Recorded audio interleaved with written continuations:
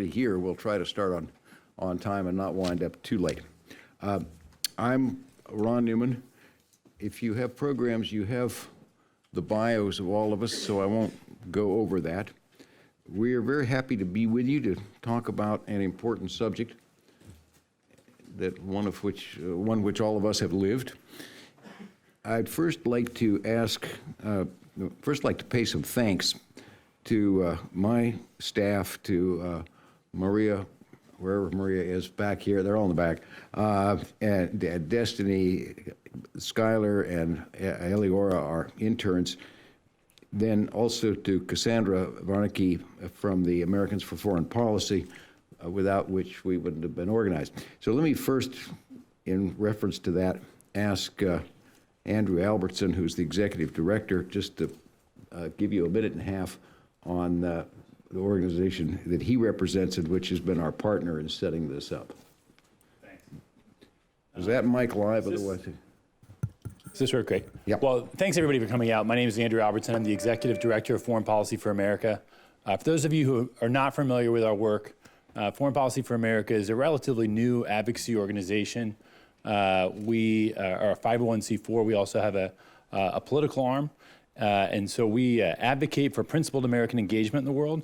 And we're really excited just over the last couple of years and going forward to build up a network around the country of Americans who are calling for strong, principled American foreign policy, and to help people to have the tools to get involved in advocating for that American engagement in the world. So I'll just say thank you to the Academy for partnering with us today. Ambassador Newman, it's a pleasure to work with you and your team. Thank you to Ambassador Ray, Ambassador Patterson, Ambassador Olson for joining us today. I'm really looking forward to hearing from you. And just as a final point, I'll just say, this is, I think, a really important topic and part of a larger piece of our agenda that we're going to focus on a lot over the next year. We've been alarmed by erosion in the strength of the infrastructure for American diplomacy over the last few years. And we're constantly thinking about what can be done to strengthen, to revitalize American diplomacy. And so that will be a theme we want to touch on in all sorts of ways over the coming year and into the future. And really pleased to have the opportunity to join with you all and do this event today. So thanks, Ambassador Newman, and thank you to the rest of the panelists. thank you. I need to pay thanks also to the Committee on Foreign Relations, but the Appropriations Committee, Subcommittee, and their thanks for getting the room, getting us set up, without which, of course, we wouldn't have authority to talk to you.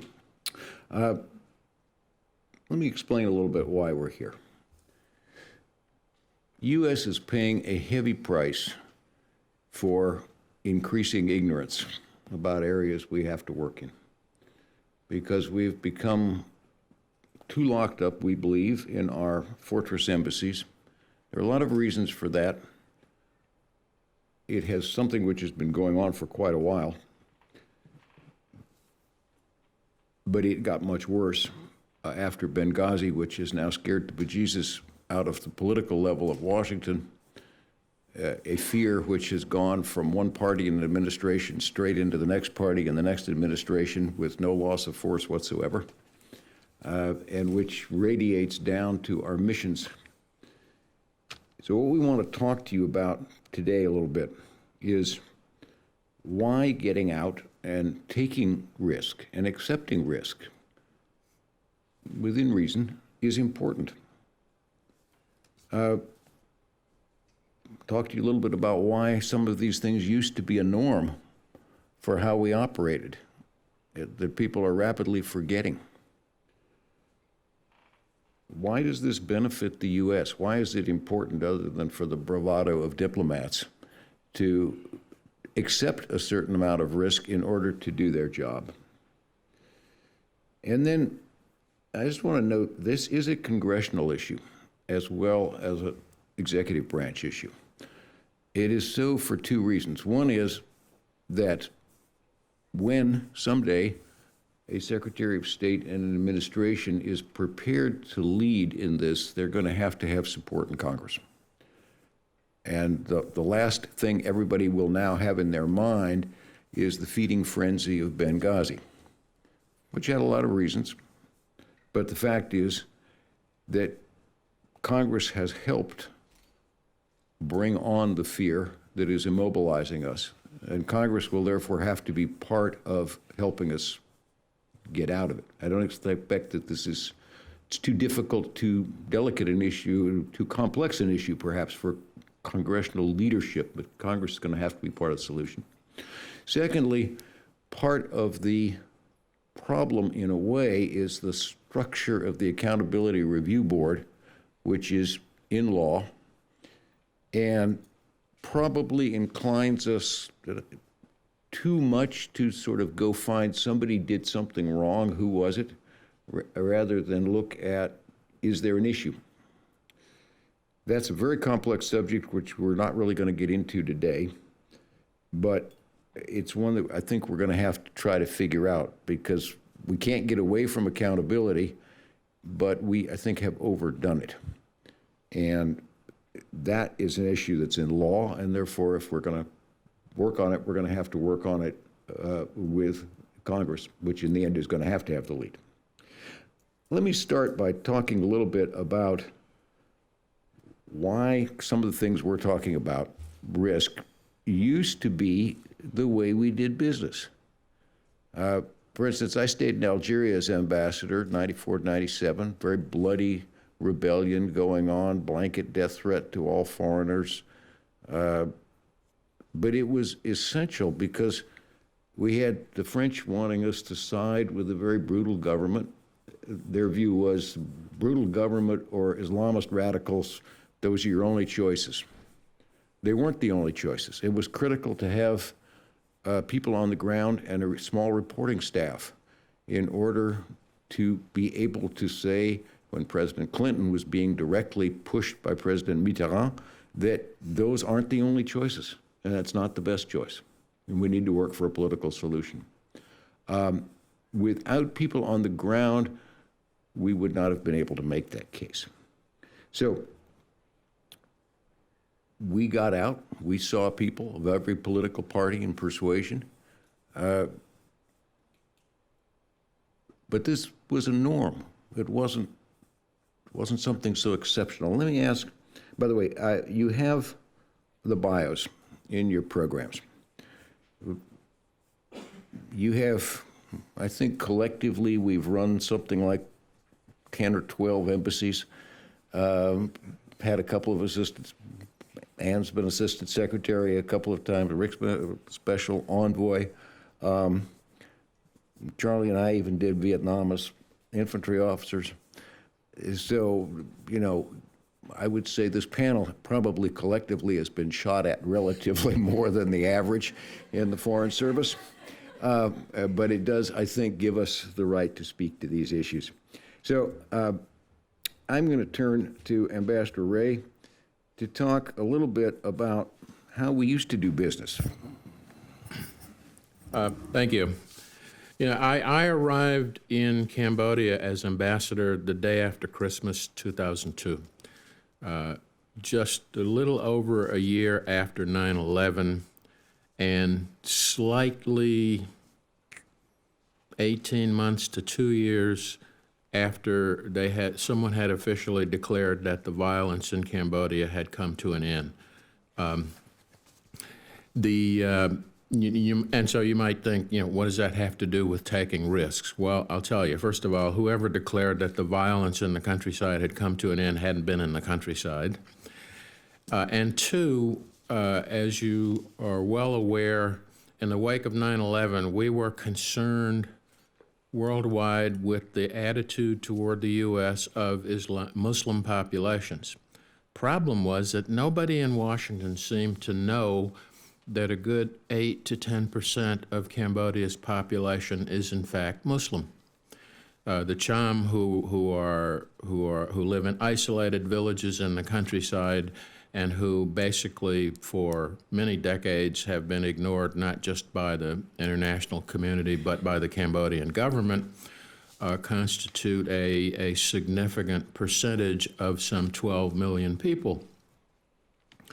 The problem I had was how to get the information to Washington they needed to understand the nature of our surroundings, the population, and to have the necessary policy changes, and also funding. I mean, embassies were getting money for Muslim outreach, and we were not included because, to put it in the words of someone in the bureaucracy, you guys don't have a problem.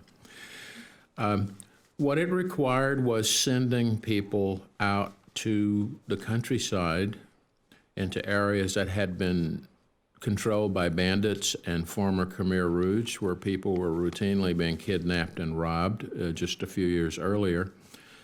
And also going out myself to meet with the Muslim populations, meet with the Chum, get to know them, get to know their attitudes, their demographics, I mean, literally. And we did that over a period of about 5 or 6 months. The result of it was another bureaucratic fight to get some funding to do some true outreach, really effective outreach, which we did. I think my outreach program budget was $25,000. That sounds like a lot of money, huh? Well, it was to us. But we used it effectively, and in a period of about 16 months, we had, and this was confirmed by no less than a French anthropologist, and when a French says the American embassy is doing something well, you can take it to the bank, because in Zimbabwe, in Cambodia at least, we were not the French's favorite people. That we turned the attitude of Cham Muslims toward the U.S. around from 75% negative to 80% positive, just based on our visits to their villages, our outreach to their leadership and their communities, and our very small, very modest program. Were we taking risks? Yeah. Some we knew about, some we didn't. We managed the ones we knew about, and we went about the ones we didn't know when we did find out. But I felt it was important. As chief of mission, one of my jobs was to make sure that the embassy was secure, but also to be able to influence events in Cambodia for a whole range of issues. And you can't do that if you're not there. If you're not on the ground, talking to people, looking at people, listening to people, you are unable to influence events, and you know nothing. And so I would say, and I would end that by saying, I can't imagine any ambassador nowadays doing that or sending people into hazardous areas without getting at least 15 or 20 signatures here in Washington, and good luck with that one. And somebody who's had to get the signatures, which she'll talk about a little later, but also to give you this sense of what we have done in the past, how this worked. I want to turn to Ambassador Patterson, but particularly to reflect a little bit on her time as ambassador in Colombia. So there are people in this audience who are very familiar with Colombia, but I was there from 2000 to 2003.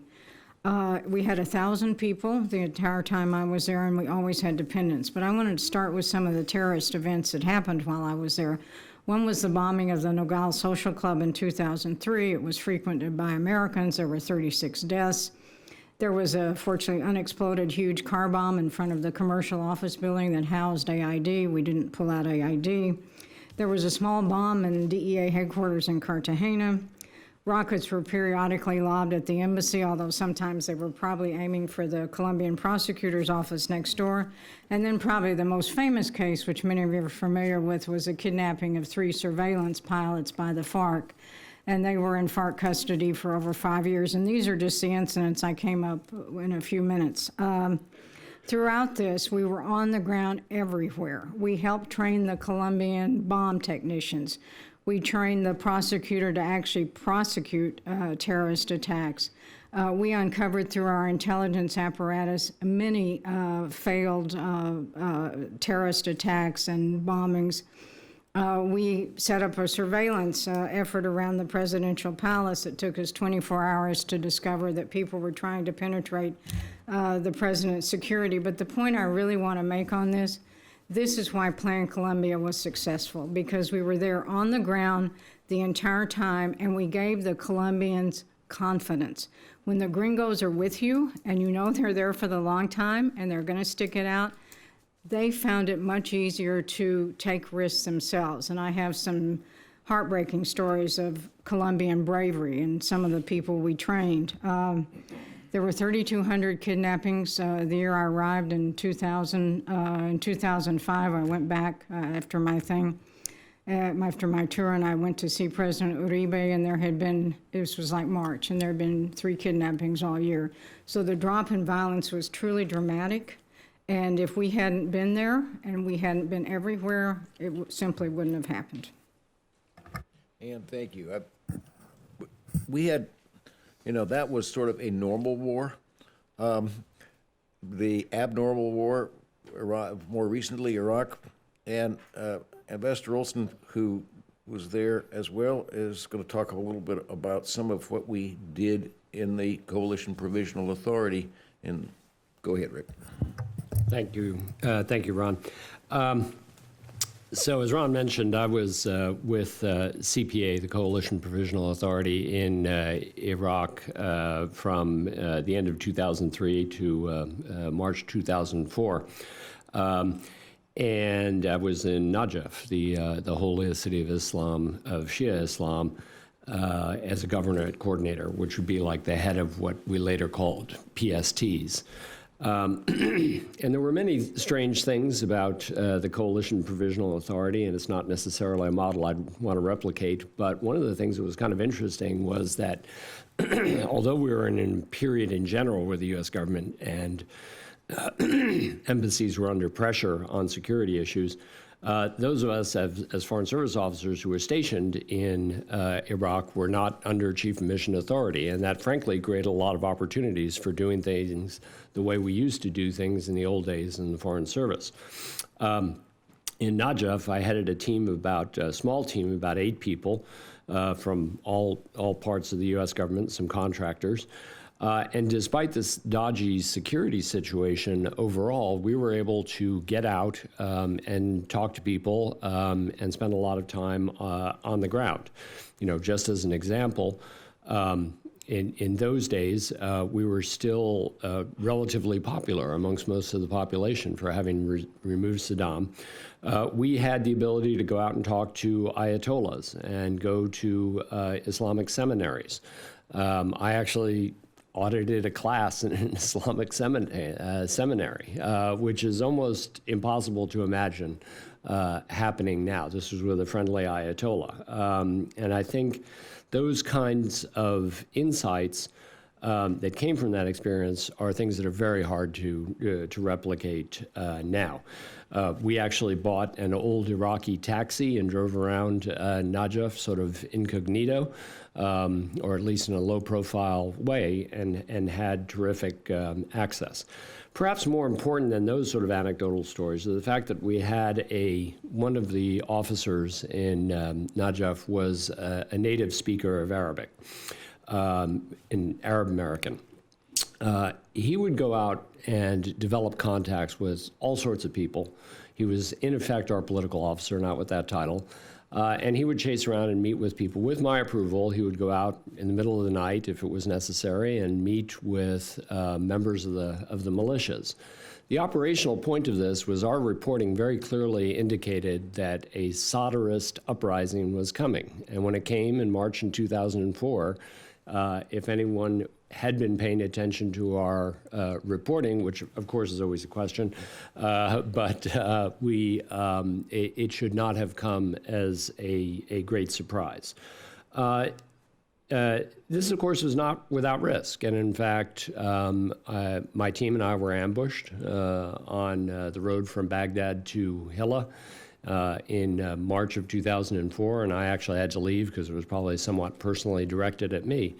But the point is that those are risks that I think no one was injured, no one was hurt in that incident. And I think with proper safeguards, there is great utility in having people out and doing things that we can no longer do very easily. Thank you. What we've been talking about is the past. We wanted to give you a sense of the fact that we, the Foreign Service, America's diplomats, did operate differently for a very long period. We're not talking about trying to do something that we've never done or that's unknown. We're talking about trying to get back. Question is, why should we? What difference does it make? So, Ambassador Olson was talking about what we knew because we were on the ground in Iraq. Didn't all. You cannot guarantee that if you have good information, your government will pay attention to it. You could be absolutely sure that if you do not have the information, nobody will pay attention. So I don't want to ask Ambassador Patterson, though, to talk a little bit more, having most recently been Assistant Secretary for Middle East, about some of the problems we're having now. Ann, go ahead. So it's hard to say what you don't know, the great known unknowns and what you don't know, but here's some comments on what we didn't know in the Middle East in recent years.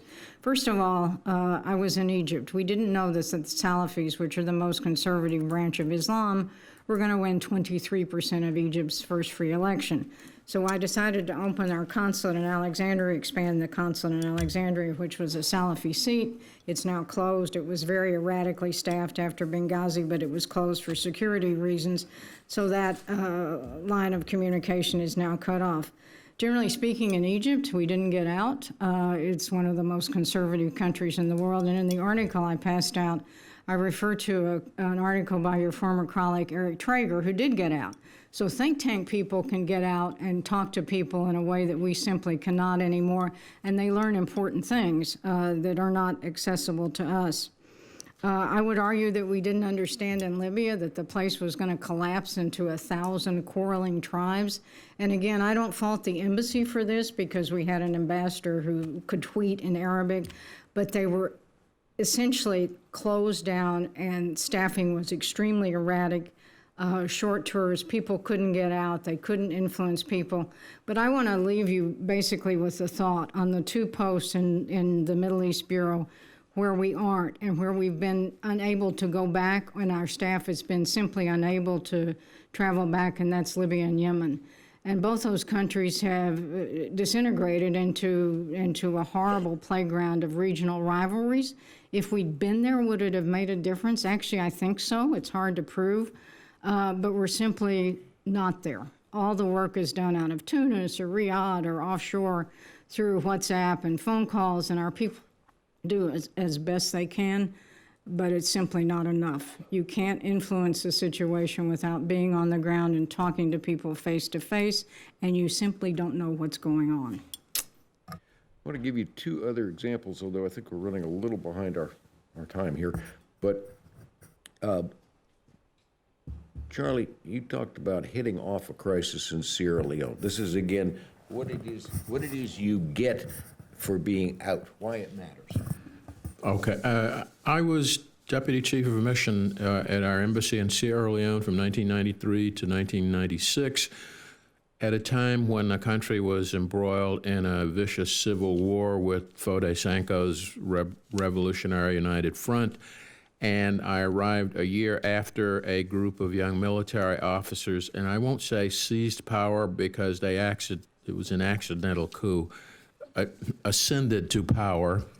So you had a military junta, and you had a push on the part of many in the civilian political structure to hold the country's first elections. And so what you had was this cauldron of. You had a mess, literally. I mean, the rebels controlled about a third of the country. The other 2/3, the electricity didn't work and the water didn't flow, and it was really terrible. My job was to be the liaison with the military junta. As a retired military ambassador, felt that I could talk to them. And one of the things, and I also had contacts with the civilian politicians. In fact, the first president and I had been drinking buddies, and so it gets very complicated. But in my talks with the leaders of the junta, and expressing to them that people wanted elections, it was important that the military remain uninvolved in the electoral process, and they agreed. But they had a condition, and the condition was that they wanted me to take that message to all of their senior military commanders, their battalion and brigade commanders, which sounds simple, except that all but 3 of those worthies were in areas where they were in daily contact with the rebels, which involved actually going to the war zone. It was felt this was important enough to take the risk, and we did what we could to mitigate it. I went for 3 days.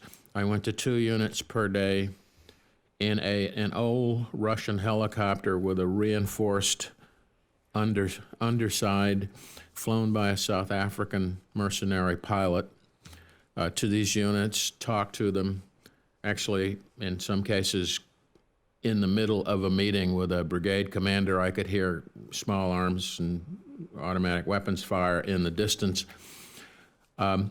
We flew over rebel-held territory more than half the time, and in 2 of the 3 flights when we landed, we had fresh bullet marks on the fuselage of the helicopter.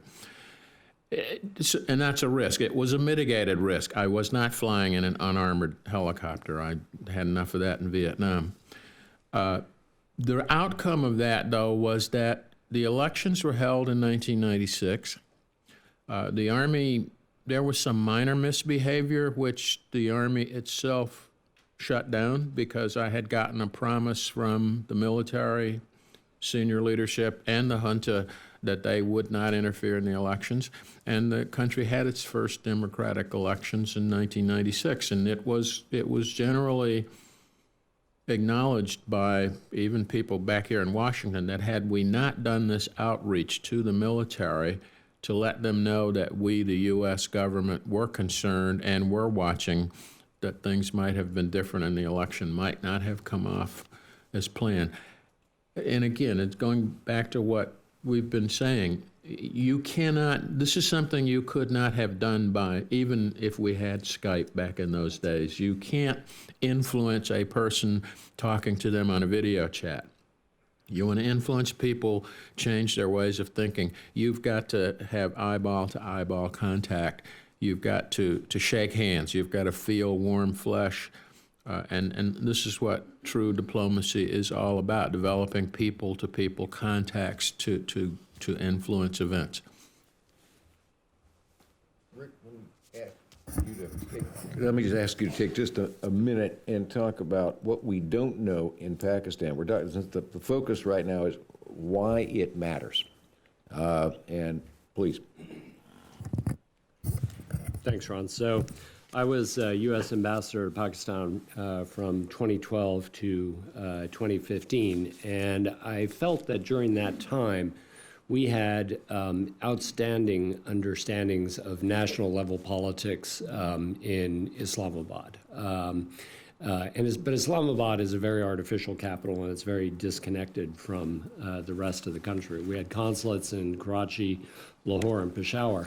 Although the consulate in Lahore was shut for 18 months in the middle of my tour because there was an al-Qaeda cell threat to Lahore in the summer of 2013. And yet the cell was wrapped up by the Pakistanis within a couple months, but the consulate stayed closed for 18 months because of the sort of stickiness of security procedures. Karachi, the consulate is remote. It's out far from the center of town. It's one of the buildings that's been put up in recent years and does not have great access to town, and it's a bit of a fortress, and it's difficult for the officers to get out and about. But I think the biggest problem that I saw was that although we had the urban centers more or less covered, we really had very little idea of what was going on out in the countryside. And my concern here was that Pakistan might be pre-revolutionary. In some ways, when you look at Pakistan, it's got a feudal system in the countryside, landless and impoverished peasants, periodic fiscal crises. In some ways, some of the indices might lead you to think that Pakistan is on the cusp of a revolution. Now, most serious analysts dismiss that, and my political section certainly did. I drove them crazy doing reports on this. But the point I would make, especially with the controlled press in Pakistan, is that if it is revolutionary, we're not going to know. That is to say, if there is trouble in the countryside that is getting severe enough that the peasantry and even the disaffected middle class is moving towards a point of violent rejection of the system, is going to be very hard for us to know because we simply can't get out of the cities. I can do that in about 30 seconds. So what we're moving into here is the consequences of our current position, of what we don't know and can't judge because we don't get out anymore. One of the problems Ambassador Olson just mentioned, close the post, wrap up the threat, you don't reopen the post. Let me ask Ambassador Patterson, who has dealt with that extensively, to note, explain that problem a little more. So when I listened to Rick talk, there was a stunning contraction of our operation in Pakistan just in 3 years, because when I was there, we had a booming Lahore consulate run by one of the best political officers I have ever seen, and he was everywhere, and I felt we had a very good picture of what was going on, and he traveled in the countryside. So that all changed in just a short period. But let me talk about some of the evacuations. In Egypt, we had multiple partial evacuations. Dependents were pulled out. We went to various forms of departure. Dependents didn't really return until 2015, so it's very hard to get staff. In Tunis, the embassy was virtually reduced to minimal staff in 2012. Situation got very much better pretty quickly. Dependents didn't go back till 2016, 4 years later. In Libya, we evacuated because we were in an area of dueling militia groups in 2014. Things got better, and every other country went back except the Canadians, except we never went back. And I've talked to the ambassadors there, and they say that they tried to get people in, they tried to travel, but the security, the standards kept getting stricter and stricter. And you can imagine the pressure on somebody who was being asked to sign off of a return of an embassy to Libya. And then, of course, in Yemen, as I mentioned, we had the possibility to open some kind of office in Aden. We would have had a better fix on aid delivery and certainly intelligence collection, but that never happened either because nobody was going to sign off. So the ability to rectify or to respond to these threats and return to some kind of normal staffing is extremely difficult in this political environment. Thanks. Rick, you had an interesting example from Peshawar, as I recollect. So, as I mentioned, I arrived in Pakistan in October of 2012. So you'll recall that was a month or so after Benghazi. And I should mention, Chris Stevens was a friend of mine. I attended his funeral while I was back here in Washington. Then went out to Pakistan. And as is usual for a chief of mission, one of the first things I wanted to do was meet all of my troops. So, I went to Karachi, I went to Lahore, And then we had a consulate in Peshawar, which was at that point probably the most difficult post in the Foreign Service. Restricted to the compound, people living on the compound, eating, sleeping there, never really getting out. It was almost a symbolic presence at that point. Since it was the 3rd, I was sort of scheduled to go there the first week of November. And one evening I received a call from a senior State Department official who shall remain nameless. It was around the 1st of November. From the 7th floor, this person called me up and told me I could not go to Peshawar, which I found astounding because, of course, the chief of mission has a responsibility to visit all of the posts that he or she is responsible for. The amazing thing in the conversation was this official told me that it would be okay if I went in a week, but I couldn't go now. And I was really puzzled by this, and of course, I'm a diplomat, not a politician. I come back and I think about it, oh, there's an election coming up. And I guess, that after November 6th of 2012, I was more expendable than before. So, I get it. Losing 2 ambassadors in short order begins to look like carelessness, so, at some level, it's not too much. But I would just point out that, first of all, it really is a derogation of chief of mission authority, Washington telling people they can't even visit their own facilities. And second of all, it's not just politicization, it's really a weaponization of politics in this case, that someone is less expendable after an election than before, sorry, the other way around, I guess. But thank you. Well, go over. We used to operate and take more risk. We've become so risk sensitive that we are becoming more and more ignorant. We are also reaching a point, I think, of moral hazard where we won't let officials take risks, but we're perfectly happy to have American contractors and think tankers go out and take the risks that we won't take, which kind of goes back to Ambassador Olson's point, because nobody will have an accountability review board if a think tanker gets killed. That is really morally delinquent on the part of the U.S. government, as far as I'm concerned. So what are we telling you? We're telling you that we need to take risk. We're telling you, by implication, that if you take risk, sometimes you'll get it wrong.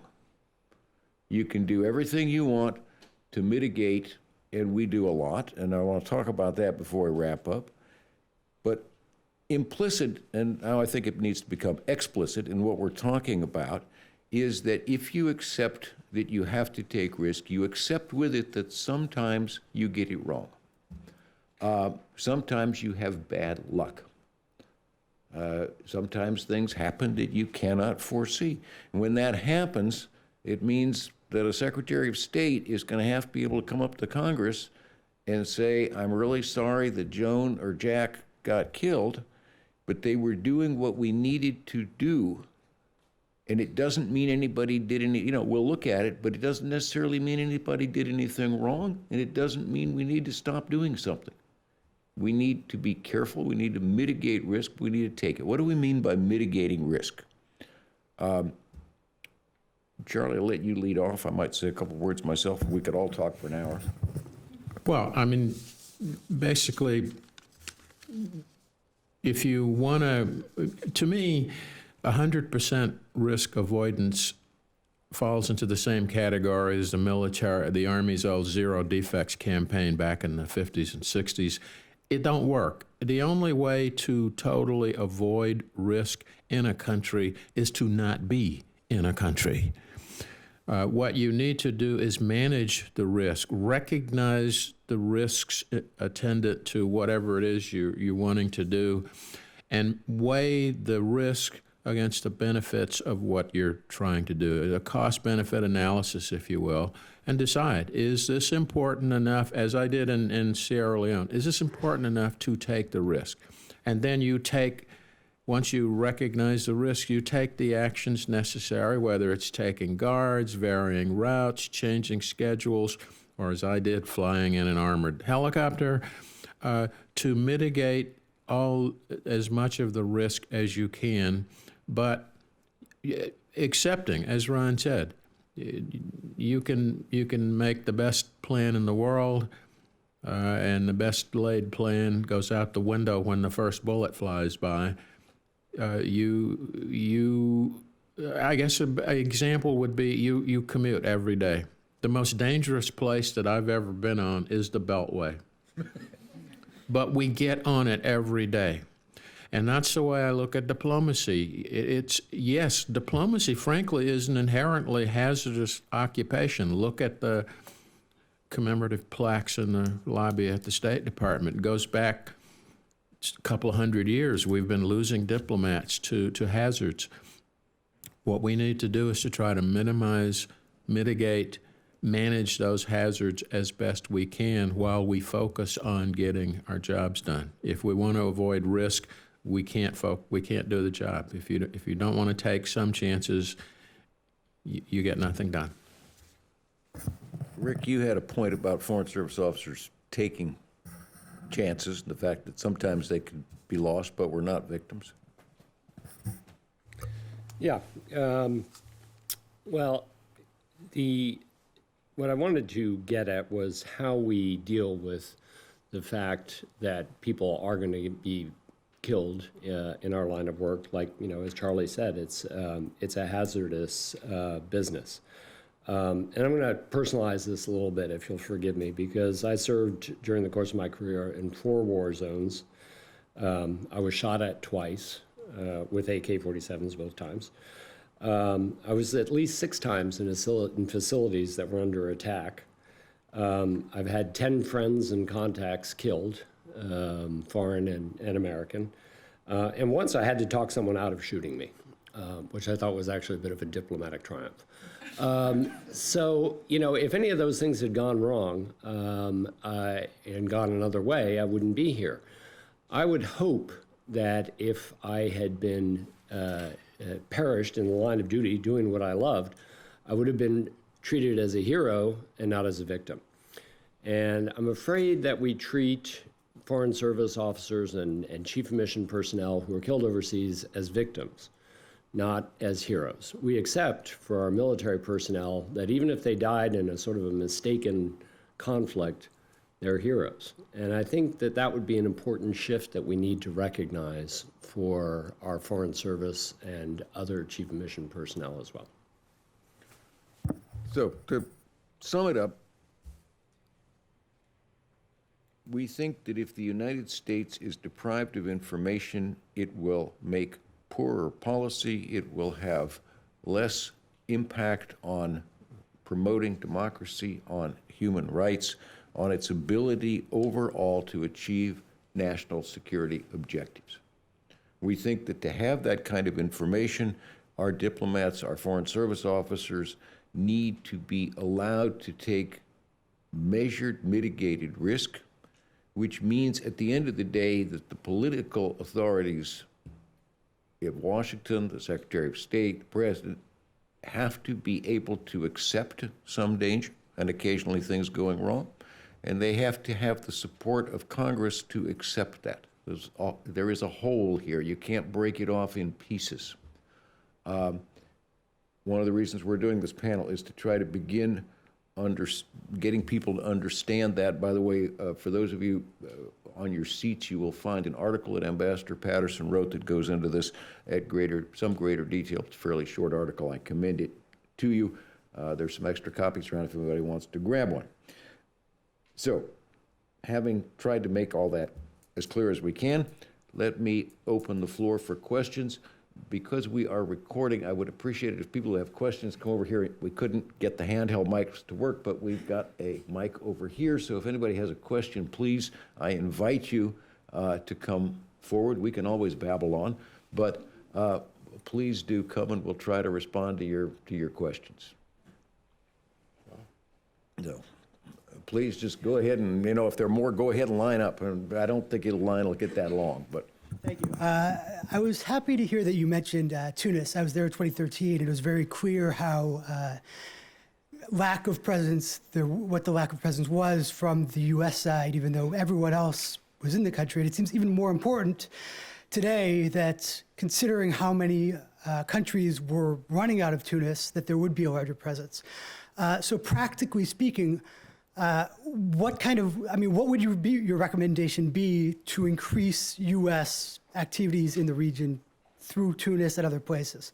I mean, I agree with everything you said, but like, what are you actually looking for from Congress? What do you think it's going to take to actually make that happen practically, and what steps would you like to see? Well, maybe Ron wants to take this question. What it's going to take from Congress is frankly more receptivity to the idea that there's going to be risk. And I can't really say that better than Ron, but what people in the Foreign Service saw after Benghazi was, I think, 23 hearings. They saw people raked over the coals. They saw the possibility of ruinous legal fees. And it's not just that our leadership is a bunch of wimps. It's that these things have real consequences in people's lives. When the ARB came up, they saw the personal integrity of Tom Pickering and Mike Mullen questioned. So that sends a message. But on Tunis specifically, I don't think we can really run Libya out of Tunis. You have to have a situation where the ambassador and some of his staff can go back in there. What they do have, the leadership comes to Tunis, but we don't have contact with NGOs, the private sector, much less the people that are fighting each other to try and resolve some of these issues. At Tunis, there's a rumor out there that Tunis is the answer now. We can do all this stuff offshore. If you do it offshore, you're going to know a lot less, and we have to accept that. You simply don't know as much when you're not there. That just makes common sense to me. If that's the decision we make, we have to face it frontally. Just to add to this, when you start getting from, okay, we're going to have to be there, then you're into this world that we started to talk about of risk mitigation. Risk mitigation is going to be different in every country. We have to get away from the idea things are safe or dangerous. Lots of things are dangerous if you don't mitigate them. And there's certain risks that you're all used to living with. You know, you check your mirrors before you change lanes. Highly dangerous occupation if you don't mitigate the risk by looking to see if you're about to have an accident, but you've totally bred that one into your habits. You don't identify it the same way. What mitigation means every place is going to be different. You know, what's the threat? This is why we have really good security officers, but we're putting them under so much pressure. Their answers tend to be no, but it's not their fault. So in Algiers, for example, where we had a lot of threats, death threats, but we would do meetings, you know, in various ways where we didn't have a big profile, but we weren't the main target. In Baghdad was a very different example. But we used to do a lot of our meetings, say, in hotels. Somewhat secured, not as perfect as the embassy, but a lot of Iraqis could come in. We weren't parking a Humvee in front of their door to say, this is a guy who talks to the Americans. All I'm trying to say is it's going to be different in every place. You can't do safe or dangerous. And when you start doing that kind of thing, people do really strange stuff. I remember after 9/11, one of the first things was you can't check your suitcase at the curb anymore. That's security. You know, what does that mean? All bombs must be taken inside the terminal for detonation. You know, people will come up with some really strange stuff sometimes and call it security. Please, next question. Good morning, ambassadors. Dan Thompson. I'm an inbound political officer out of San Salvador, going to my next assignment here in D.C. Thank you for your time. I'm also a veteran. I was in Najaf in 2004 with 2nd Battalion, 37th Armor for the rebellion, enlisted. I had two things really quick, because a lot of the situations we find ourselves in are not life and death situations when we're as reporting officers. But nonetheless, I've seen leaders struggle. Luckily, in my case, I've benefited from their wisdom and their correct judgment, but struggle with the risk factors. And I was wondering if you could kind of define the terms a bit when we talk about risk. And just what I see leaders dealing with is not only this kinetic risk that we talk about in the Middle East mostly, but also this hyper-transparency and the role of social media, that you could show up to a meeting in rural El Salvador and someone could be there tweeting about it and have the best of intentions, but someone else could take and manipulate that. For example, I went out into the sugarcane fields and cut cane with workers because I realized that we had become reliant in our human rights reporting And this isn't necessarily negative, but we really depended on third-party reporting from NGOs. And not to use the term pejoratively, but a lot of these reports are biased in a way. And it's our role as Foreign Service officers to arrive at the truth by triangulating between journalistic reports, our government resources, and then NGO reports. So I wonder if you could define the terms a little bit about risk and what you see the role of social media playing, and also a career risk as well. Career risk is also a factor. People not wanting to make courageous decisions. I think courage is not a term we hear much in the Foreign Service. And sometimes it takes making courageous decisions, owning the risk, pushing back when someone questions the judgment, and when zero risk is expected. And then the other question I had was about reporting requirements. So right now, I was responsible for 4 congressional reports, all of them very important, very necessary. And I know that there's interest in Congress about more reports, or there's always requests for more information. As a reporting officer who's out covering a beat like a journalist would, we have to go out and get firsthand information. We have to fact check the fact checkers. That's an extremely important role. And the more time we're spending on different types of reports, the more time that we're required to really be in front of a computer drafting and clearing. And I think it would be tremendously helpful if Congress were to consolidate those reports into a single annual report. Yes. And I think it'd be better for the end users as well, because those documents are extremely helpful in Magnitsky Act, Leahy vetting, things like that. So thank you. Amen to that. I will say, in my day job at the American Academy of Diplomacy, we do urge Congress to consolidate. That's been an interesting conversation for a long time. I don't have a magic bullet. I agree, but I don't have a magic answer. On the question you raised about factors, I would say that in very broad terms, what you're trying to do is to figure out how much benefit do you have from doing something and how much risk are you taking by the doing of it. And that's going to be totally situational. There's no bad, but that's what you're about. The department could use more leadership to let people do this, but courage will never be institutional. I know of no organization in which courage and dissent is the norm. There is a bureaucratic, I don't know, there's part of humanity that bureaucratic organizations tend to conformity. I don't think the State Department overall breeds courage. That is going to have to be a function of individual leadership within the service. Rick, you wanted to get in? Well, I was just going to make the point on the first question. I think I think you raised a very good point on social media, but I think what we're talking about here is physical risk and physical risk to personnel and the risk of death or injury in the course of doing business. And I think what we want to understand is that, or would like to leave, is that this is a hazardous business and we have to accept a level of risk. But the question of the social media, I think, is an important one, but probably a little bit different.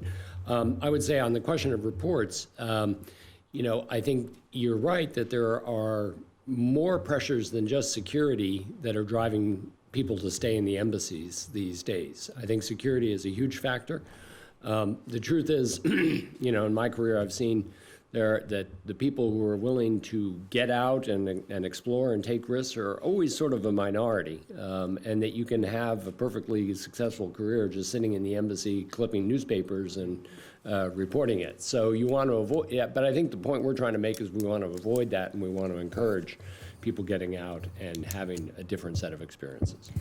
Can I make a comment about your experience in El Salvador? I've been struck over the years with the entirely different standard in Latin America versus the Middle East. Right. And I think Honduras has the highest level of violence in the world. And people say, oh, it's not directed at us. Well, most of the violence in Pakistan wasn't directed at us either. Mm-hmm. My theory is that people are very familiar with the violence in Latin America because they've seen Scarface. They have drug deals in St. Louis and Chicago. So it's not an alien concept to Americans, where you get all this Islamic stuff and this South Asian mysticism that you find in the Middle East, and it's an entirely different standard that we apply to risk in these two parts of the world. Please, we'll try to move along. Thank you for the time today. So I guess the question, accepting the premise, we're taking too little risk now, what I go to immediately is, okay, so we need to take more. So there's that question of, well, where is that more, and risk being very hard to quantify. It sounds a little bit like maybe the point is the people with skin in the game, those chief submission should be making these decisions, or, where would you see this risk decision-making being made in a perfect world, let's say ignoring the political consequences here. It has to be made by the chief of mission, and sometimes they will get it wrong. Let me go down the list of colleagues. Well, I mean, as a chief of mission, I use the military standard. The commander is ultimately responsible for everything his or her unit does or fails to do. And so when I was a chief of mission, I accepted going in that whatever happened in that mission was my responsibility, and I would accept it. It's probably an alien concept within the State Department, but that, I think, is the, if you want things to work effectively, the chief of mission should in fact be the chief of mission. That has to be the person who has the final call after consulting with his people on the ground. Yeah, totally, and it's both the legal status too under the 1980 Act and the president's letter to the chief of mission. You're responsible, so he or she should make decisions. Yeah, and getting to, what is the solution here and what is the way to accept more risk? It seems to me the problem is that there is a presumption of guilt whenever someone is killed overseas under chief of mission authority. There's a presumption that it was a failure. We don't presume that for our military personnel. If our military personnel die in combat, it's presumed that they were doing their jobs and something happened. I'm not sure we want to exactly adopt that standard for the Foreign Service, but the point is that assuming that someone screwed up is the inhibiting factor that drives chief of mission and others who are responsible for managing this risk to be excessively cautious. Please. I'm Michele Menard. I'm a member of the Diplomacy Center Foundation Board, and I'm a former senior policy advisor in the Western Hemisphere Affairs Bureau, and I worked with Ann Patterson. My question is for you all, and thank you for this very important and sobering panel. My question is, to what degree are officials, either current or former, from the Bureau of Diplomatic Security or regional security officers, current or retired, part of this dialogue, and to what degree can they be part of helping to articulate it to a broader public so that it is understood and interpreted through that lens and with the authority that those, forgive me, I'm going to call them macho men, overly simplified, macho men, what they convey to the broader public. To what degree does that happen, or what might be the chance of encouraging that to happen? Since I'm still talking to DS, I think that overall, in my experience, the security officers have a very sophisticated understanding of the fact that we have a job to do, and their task is to help us do it in the safest way possible. Not everyone will do that, but, their job is not to say no to everything, but to help us do things safely. Now, they are having an excruciatingly difficult time performing that job in the way that they actually understand under the current circumstance when you have senior officials whose life approach is no risk. So they put the security officers in a very difficult position where if they say no to everything, everybody's yelling at them, they're unhappy at post. And if they say yes, they've got Washington breathing down their neck, they've got other directives. So I think they can help to the extent they will be allowed to, they can help. I really think that senior people understand this mission, and many of the RSOs do. It's not 100%. It's not 100% in diplomats that they want to get outside the walls either. But overall, they are there. But I think it's too much to ask them to take the lead in defining this. But ultimately, the decisions to take risk are going to be the decisions of the chief of mission and the senior political people, because it's not a pure security decision. It's a decision about how much risk you take for what gain. That's a balance. It's not a safer, security officer can tell you how much risk you've got. A security officer can help you figure out ways to mitigate the risk. But the ultimate decision is a political decision. And therefore, one should not ask the security officers to be the lead in changing it. Jimmy, last question. Yeah, I'm Jimmy Colker, retired Foreign Service Officer. I know we're at time, so I'll be quick. Right now, in 2019, in Eastern Congo, we are not able to deploy, for instance, Centers for Disease Control and USAID personnel to fight the Ebola outbreak because of this restriction on travel into conflict area. When I was Assistant Secretary for Global Affairs at HHS after the 2014-15 Ebola outbreak, we had a lengthy negotiation with WHO to set up a new model to correct the failures from that time. And it depends on WHO immediately being able to engage the A team, which is CDC, getting in for the surveillance and contact follow-up, and as well as strategies for treatment and prevention. We have been absolutely handcuffed by that. It's been at very high levels, a number of interagency meetings, and the result has always been no one from CDC can get anywhere near the actual patients or the outbreak. And there are people dying because we don't have the right people in the field. And there are plenty of people willing to go. This is their job as well. So I just wanted to bring that up to date, because this is an immediate consequence of a policy that I think is exceptionally short-sighted. Super example of people dying because we're not allowed to do our job. Thank you for raising it. I think we've run out of time, if we haven't run out of your patience. I thank you for coming. I want to commend to you a report that is on the table back here someplace called Strengthening the State. The Academy, part of the Academy's work is thinking about how to make the State Department more effective. And our latest report is, where is it, on which table? Oh, it's back there. Okay. So I commend that to you, to anybody who's interested. If you need more examples of diplomatic experience overseas, there are 2 podcasts the Academy has going. You can find them both on our website at www.academyofdiplomacy.org. And one is about how generals and ambassadors work together, even includes a few admirals. The other is a lot of individual stories from Foreign Service officers, all kinds of stuff. They're indexed so you can figure out what you might be interested in, but they'll give you a lot of texture on Foreign Service life. So in addition to thanking you for coming, let me say that I think we probably have some extra Danish back there, unless the table has been taken away. And so if anybody wants to cart anything back to their office, please help yourself. And thank you all for coming. Very helpful.